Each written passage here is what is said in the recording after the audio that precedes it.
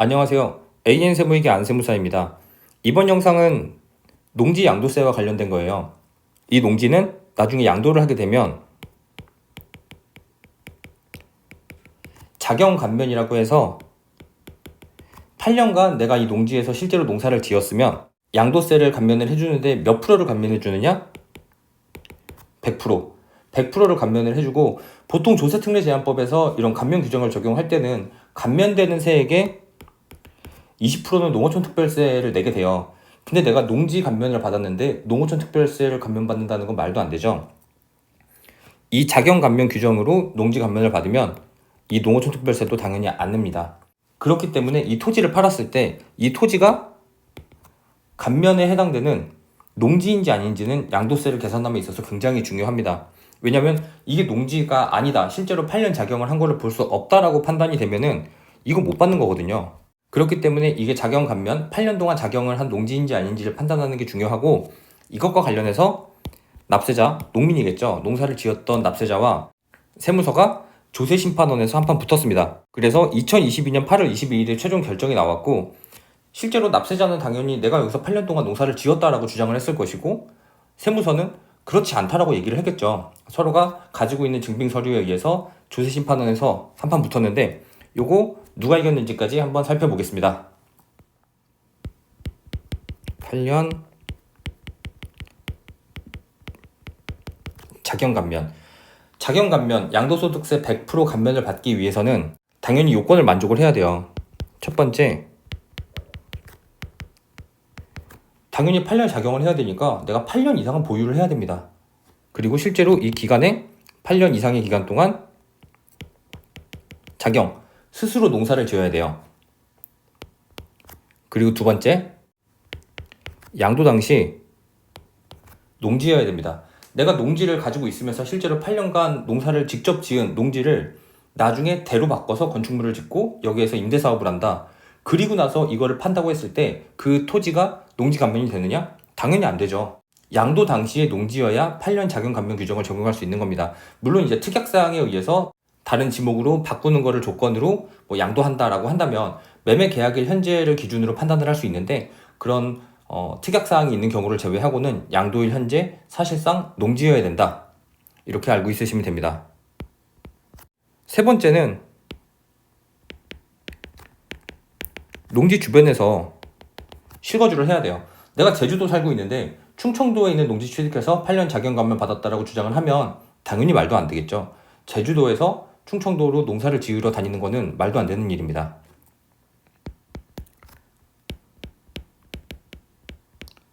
네 번째는 소득 요건이 있어요. 내가 실제로 근로자로서 일을 하고 있는데 농지 감면을 받기 위해서 농사를 지었다라고 주장을 하는 거죠. 근데 이게 사실상 내가 지었는지 내 부모님이 지어줬는지 하나하나 확인할 수 없습니다. 그렇기 때문에 1년에 일정 금액 이상 소득 금액이 발생이 되는 경우에는 그 해는 농사를 안 지은 걸로 봐요. 물론 그 해 이외에 이제 다른 과세 기간에 일정 금액이 안 된다면 그 기간은 농사를 지은 걸로 볼 수도 있지만, 일정 금액이 넘으면 그 해는 그냥 농사를 안 지은 걸로 보고 그 금액은 3,700만 원입니다. 이제 총급여액과 사업소득 금액의 합계액이 3,700만 원 이상인 과세기간은 경작한 기간에서 제외한다. 즉 내가 8년을 지었어도 8년 중에 나의 근로소득이 3,700만 원이 초과하는 해가 있으면 그 해는 빠지니까 7년이 되겠죠. 그렇게 되면은 7년만 작용한 기간으로 인정을 받기 때문에 감면을 받을 수 없겠죠. 그리고 이거 전체의 한도는 1년에 1억, 그리고 5년 합산해서 2억까지 받을 수 있습니다. 이게 실제로 양도소득금액, 양도 차익이 아니고 양도세에서 감면을 해주는 거기 때문에 이거 굉장히 큰 거예요. 그리고 몇 가지만 더 설명드리면, 자경, 요거 반드시 내가 해야 돼요. 우리 가족이나 같은 세대원이 하면 안 됩니다. 반드시 내가 내 토지에서 스스로 농사를 지어야 된다는 거 알고 있으시면 되고, 양도 당시 농지여야 된다. 요거 특약사항에 의해서 지목 바꾸고 양도하는 거를 조건으로 매매계약을 체결했다. 뭐 그런 거는 이제 양도 계약 당시로 볼 수 있기 때문에 예외적인 규정이 있지만 기본적으로 양도 당시에 농지여야 된다. 그리고 농지 주변에 거주해야 된다. 이거는 이제 농지 소재지와 동일한 시군구, 농지와 같은 시군구에 있거나 연접한 시군구, 붙어있는 시군구 또는 농지로부터 직선거리 30km 이내의 지역에 거주를 해야 됩니다. 이거 벗어나서 거주하면은 그건 농사 안 지은 거예요. 그리고 소득 요건은 3,700만 원 말씀드렸습니다. 요즘 이거는 네이버, 뭐 하필 펜이 초록색이 들어졌는데 네이버 지도 가시면 요거 직선거리 긋기 있어요. 그래서 내가 지금 거주하고 있는 지역과 농지를 딱 찍으면 몇 킬로인지 정확히 나옵니다. 그거 가지고 보통 판단하게 됩니다. 이 요건을 갖췄을 때 양도세를 최대 1년에 1억, 5년 합산 2억까지 감면을 해주는데, 이 사례는 과거에 농사를 짓고 이걸 농지 감면을 적용을 해서 양도세를 신고를 했는데 세무서에서 이제 태클을 건 거예요. 그랬을 때 이제 납세자는 조세심판원에 불복 절차를 진행을 한 거고, 그 조세심판원에서는 어떤 결정을 내려줬겠죠. 그 사례를 한번 살펴볼게요. 이 조세심판원에서 분쟁이 됐었던 농지를 한번 살펴보면 이렇게 시간이 흐르고요. 2004년에 농지를 취득을 합니다. 뭐 그리고 실제로 이때 농사를 지었겠죠. 그리고 나서 이 농지를 2020년 2월에 양도를 했고, 이때 농지니까 농지 감면을 적용을 해서 양도세를 신고를 했습니다.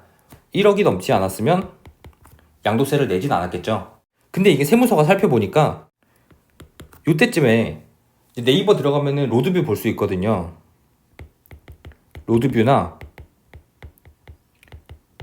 항공뷰 이런 거 볼 수 있어요. 이걸 보니까 농지가 이렇게 초록색으로 있어야 되는데 여기에 컨테이너가 올라가 있고 여기 이렇게 막 자갈들이 깔려 있었던 거죠. 그러니까 사실상 농지로 안 쓴 겁니다. 이런 것들을 확인을 했고, 또 이 시점에 세무서 직원이 가서 주민에게 물어봤어요. 이 땅은 뭡니까? 라고 그랬더니 이 주민이 원래는 농지였는데 한동안 농사 안 짓던데, 뭐 이런 식으로 얘기한 거죠. 그리고 이 상태에서 팔았으니 이거는 농지가 아니라서, 양도 당시의 농지가 아니기 때문에 요거는 감면 대상이 아니다, 양도세를 내야 된다라고 얘기를 한 거예요. 이거에 여기에 있는 농민은 이제 화가 난 나머지 불복 절차를 시작을 한 거죠. 국세기본법에 따른 불복 절차를 시작을 해서 조세심판원에 심판 청구를 한 겁니다. 보통 이게 국세기본법에 따른 불복 절차이기 때문에 뭐 이런 말 하긴 좀 그렇긴 하지만 팔은 안으로 굽는다고 보통 이제 납세자한테 유리한 판결을 내려주는 경우가 많지가 않아요. 실제로 통계를 봐도. 이 불복 절차를 하는 이유는, 이 불복 절차를 하지 않으면 이제 법원을 갈 수가 없어요. 법원에 가서 행정소송을 하기 위해서는 이 불복 절차를 먼저 진행을 하고 이제 법원을 가야 되거든요. 그래서 분명히 이 불복 절차를 진행을 했을 텐데 결과가 어떻게 나왔냐? 조세심판원 2022년 8월 22일 결정. 쟁점 토지가 양도 당시 농지에 해당하여 8년 자경 양도세 감면 요건을 충족하였는지 여부. 결론: 양도세를 부과한 처분은 잘못이 있다고 판단된다. 주문: 땡땡 세무서장이 청구인에게 한 양도소득세 부과 처분은 취소한다. 납세자가 이겼습니다. 납세자가 이겼어요. 그렇다면 어떤 근거로 납세자가 이겼는지를 살펴보면, 사실 여기 있는 조세심판원 결정 내용을 보면 농지 감면이 이런 식으로 이제 증빙 서류를 제출을 하거나 아니면 이런 식으로 내가 농지에서 실제로 농사를 지었음을 입증할 수 있구나라는 게 여기 내용 안에 다 있습니다. 보시면 쟁점 토지에 대한 연도별 항공사진 및 현장사진에 따르면 2018년까지 쟁점 토지에 비닐하우스가 설치되어 있고, 뭘로 확인한 거죠? 네이버 항공뷰로 확인한 겁니다. 네이버 항공뷰를 보니까 쟁점 토지에 이제 비닐하우스가 있어요. 비닐하우스가 있다는 거는 농사를 지었다는 거죠. 그리고 묘목도 있네요. 이 묘목은 로드뷰 이런 걸로 봤겠죠. 그리고 비닐하우스가 철거되었음에도 불구하고 나무가 있었다는 거예요. 침엽수종이 식재되어 있었던 걸로 나타나는 점, 이게 첫 번째고요. 두 번째, 쟁점 토지 외에 다른 농지를 소유하고 있지 않은데 2019년에 농약, 원자재, 농자재 등을 구매한 내역이 확인이 돼요. 개인적으로 요게 이제 신의 한 수입니다. 세무서가 2018년 이후로는 컨테이너랑 자갈이 깔려 있으니까 농사를 짓지 않은 게 아니냐라고 주장을 했는데, 보니까 2019년에 이분이 다른 농지를 갖고 있지 않음에도 불구하고 이런 것들을 산 구매 내역이 확인이 되는 거예요. 이거 굉장히 크게 작용했을 거로 판단이 됩니다. 그리고 공사가 진행되는 동안 쟁점 토지의 일부가 농지로서 기능을 하지 못한 거는 이제 볼만한 정황은 있으나 토지의 농지 취득 자격 증명이 정상적으로 발급되어 있다는 점을 고려했다. 농지 취득 자격 증명이 정상적으로 발급되어 있다. 세 번째. 그리고 양도 전에 일부 훼손된 부분도 농지 상태로 복구되었다. 네 번째. 그래서 첫 번째는 항공비나 로드뷰를 봤을 때 이제 계속 농지로 쓰여졌다. 두 번째, 2019년에 농약이나 원예 자재 그리고 농자재를 구매한 내역이 있다. 세 번째, 쟁점 토지에 대해서 농지 취득 자격 증명이 정상적으로 발급이 되어 있다. 네 번째, 양도 전에 일부 훼손된 부분이 있었으나 농지로 원상복구를 시켜놓고 팔았다. 이런 부분을 고려를 했을 때 요거는 농지 감면이 되는 게 맞다라고 조세심판원에서 판단을 한 거죠. 사실 농지를 양도하려고 오시는 분들 보면은 실제로 농사를 지었는지 안 지었는지가 굉장히 중요해요. 농사를 실제로 지었으면 8년 동안 작용을 하면서 만들 수 있는 증빙은 넘쳐납니다. 근데 농사를 짓지 않고 오신 분들은 보면 증빙 하나하나가 굉장히 소중해요. 왜냐면 그거밖에 없거든요. 그래서 이런 분들은 사실 양도세 신고를 할 때 이런 리스크들 보시면 아시겠지만 누가 봐도 농지로 쓰인 것 같은데도 세무서에서 이렇게 태클을 걸거든요. 그래서 이런 부분들을 이제 충분히 안내를 해드리고 양도세 신고를 하고 있습니다. 이번 영상은 여기까지 하겠습니다. 감사합니다.